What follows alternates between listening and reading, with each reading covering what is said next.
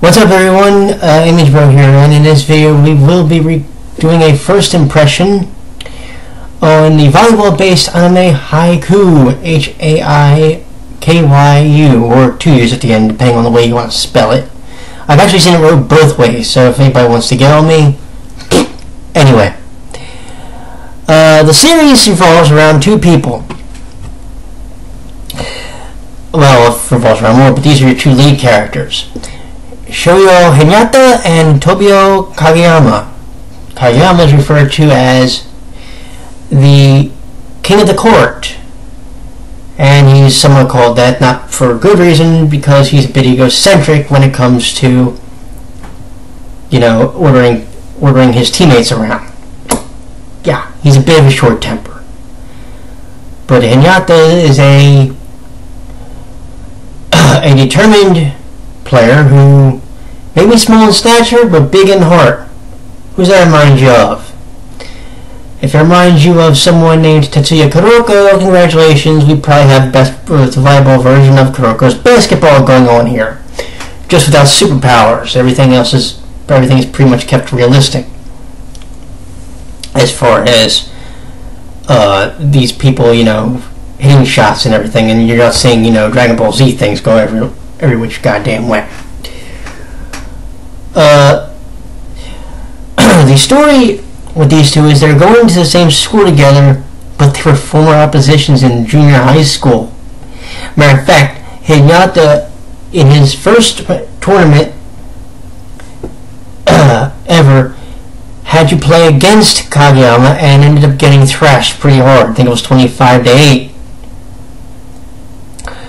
So now, a simple twist of fate, as I like to call it, they end up having to play as teammates in this school, in Karasuno.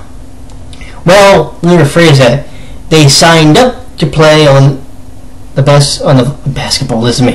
volleyball club, but they're being tested and tested good. They have to play against another team of first years, and if they win, not only do they get on, but Kaeyama gets to play the position that he's used to, which is the setter. If the team loses, they may still get on, but he can't be the setter, which is important because the person who does that is basically setting up the ball to be spiked, which is Hinata's specialty, despite how small he is, believe it or not, because his motherfucker can jump. That's what you need to know. I'm going to say this right now. The theme songs they use for this series are a bit more mellow than when I watched, say, Hoop Days, which was more hip-hop-ish than anything. Actually, it was complete hip-hop. And when I watched Kuroko's Best Ball, because they were a bit more upbeat, intense. This one's a bit more on the mellow end so far, as the music goes with the theme songs, which isn't a bad thing. Animation-wise, it's not bad. It's a bit. When you've watched, say, when you've watched Kuroko's Best Boy and when you watch Attack on Titan, you notice the difference. It's almost closer to the period of, say, Dear Boys, which came out in 2003, 2004-ish, I want to say, maybe a little bit earlier. I need to go back and look at my old review. But it's not bad. I never deduct points for the animation unless it looks like complete and absolute garbage, which it doesn't. The story progression is a little bit slower because we're getting into the 5th episode. Well, the 5th episode aired today. But for the episodes that we saw, they're just getting into a game against two other first years, and I've already explained to you what's at stake. So there's that. There's a bit of character development already because you're noticing that Kaeyama is starting to show a little bit more respect to Hinata already in the series, which is kind of almost like what happened between Karasuno and Kuroko. especially with Kuroko's willingness to not want to just give up even when they know they're getting thrashed hard. That's pretty much where this show is already going quickly. It's episode 4.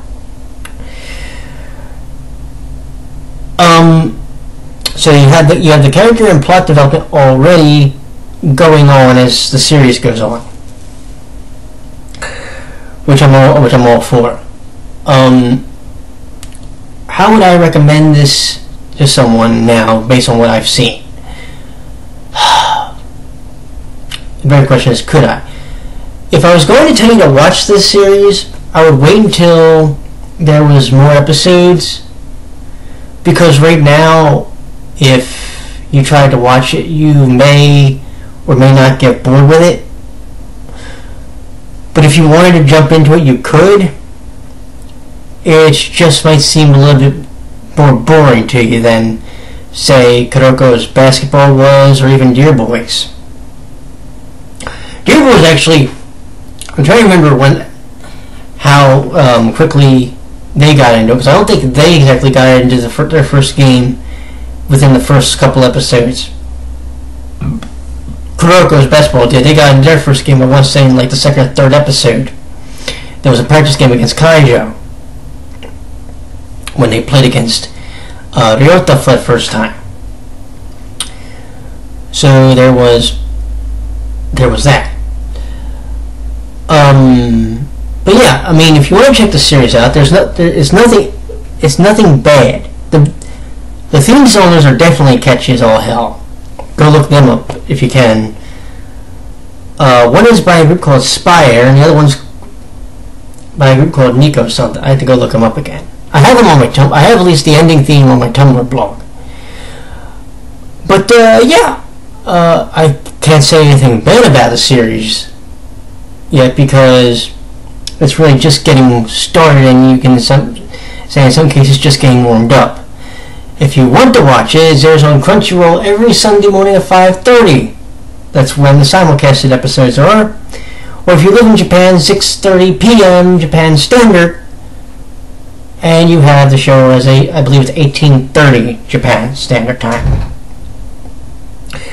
So, yeah, that's the verdict as far as that series goes right now. It's not bad, a little bit slow, but that's not bad at all.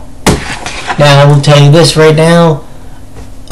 Today is Cinco de Mayo. Happy May 5th, everyone.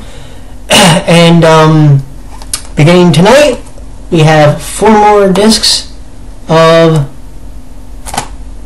So, yes, we're going to be finishing up Death Note starting tonight, to find out who was the last they wrote in it.